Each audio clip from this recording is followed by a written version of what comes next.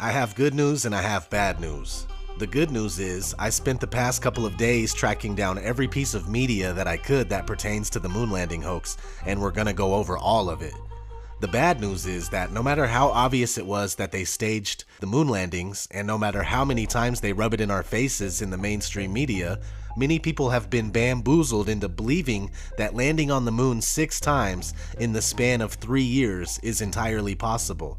They also think it's reasonable that we haven't even thought of going back in over 45 years.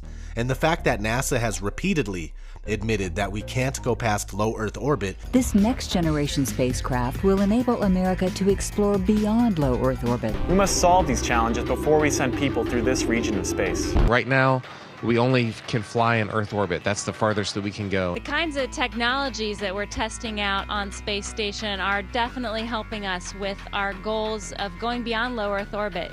Early in the next decade, a set of crewed flights will test and prove the systems required for exploration beyond low Earth orbit. Isn't the slightest bit worth worrying about. And by the way, this is the reason why my channel slogan is where sci-fi and fantasy merge with reality.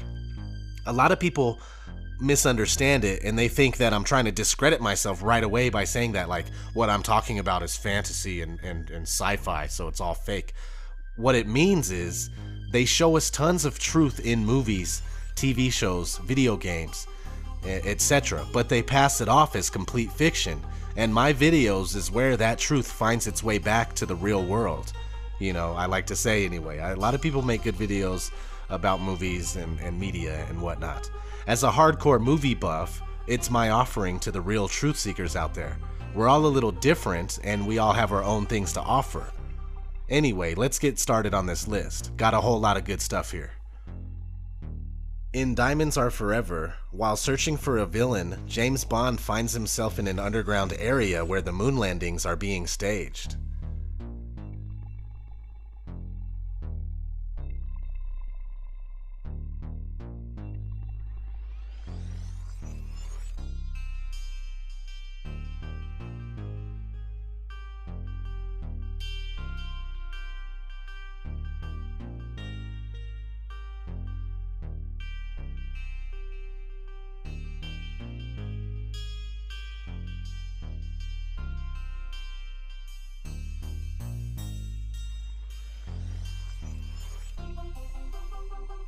The film Top of the Heap includes a fantasy sequence in which the lead character imagines he is an astronaut participating in the hoaxing of a moon landing in a film studio.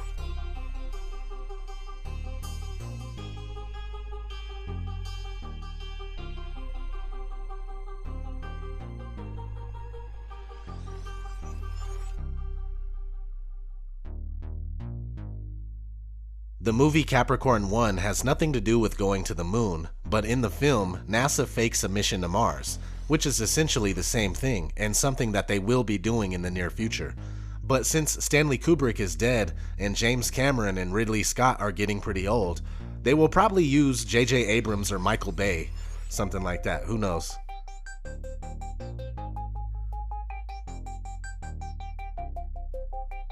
The Shining, which takes place in the fictional town of Sidewinder, Colorado, doesn't mention or show the faked moon landing, but this list would not be complete without it. The Shining was Stanley Kubrick's way of admitting that he was responsible for filming and directing the moon landing hoax using techniques from his popular movie 2001: A Space Odyssey. The most notable technique is front screen projection. Watch the documentary called Room 237 for a better understanding. Fun fact, the carpet in The Shining was also used in Sid's house on Toy Story.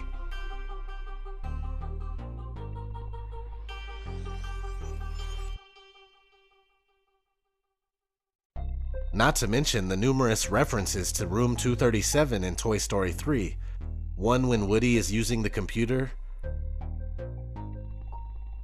Another one on a garbage truck. And another on the cameras used in the daycare center. It even says Overlook.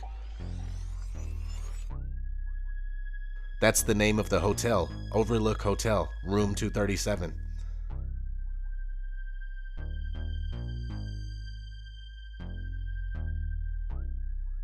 Here's a scene from the 1992 movie Sneakers.